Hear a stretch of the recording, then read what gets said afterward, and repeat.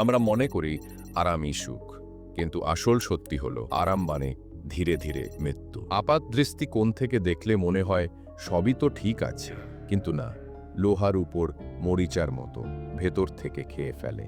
আমাদের ব্রেইন সবসময় চায় সেফ থাকতে, রিস্ক এড়াতে, কিন্তু সেফ থাকা মানেই কি বড় হওয়া? না, বড় হওয়া মানে অস্বস্তি, কষ্ট, অচেনা জায়গায় পা রাখা।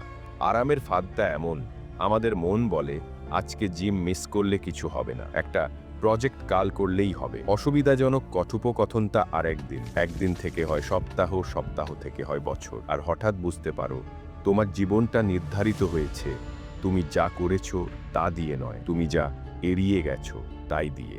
তাহলে নির্ধারিত জীবন থেকে বের হবে কিভাবে? এখানে ব্যবহার করো 2% রুল। প্রতিদিন তোমার কমফর্ট জোনের বাইরে মাত্র 2% পা রাখো। বড় ঝাঁপ দিতে হবে না, শুধু সামান্য একটা ধাপ। যেমন, তুমি যদি ইন্ট্রোভার্ট হয়ে থাকো তাহলে অচেনা কারো সাথে 2 মিনিট কথা বলো। তোমার যদি ঠান্ডা পানি ভয় লাগে, 10 সেকেন্ড চেষ্টা করো। পাবলিক স্পিকিংয়ে ভয়, পরের মিটিংয়ে একটুকু আইডিয়া শেয়ার করো। এভাবেই ছোট ছোট ধাপে তোমার সীমা বড় হতে থাকে, আর 6 মাস পরে তুমি দেখবে একটা অন্যরকম জীবন গড়ে উঠেছে। তোমরা নিশ্চয়ই ডেভিড গগিন্সের নাম শুনেছ। সে জন্ম থেকেই নেভি সিল ছিল না। সে শুরু করেছিল ছোট ছোট কষ্টকর দৌড় দিয়ে, যখন সে ওজন বেশি আর অনিরাপদ ছিল। প্রতিদিন মাত্র 2% বেশি কষ্ট করত।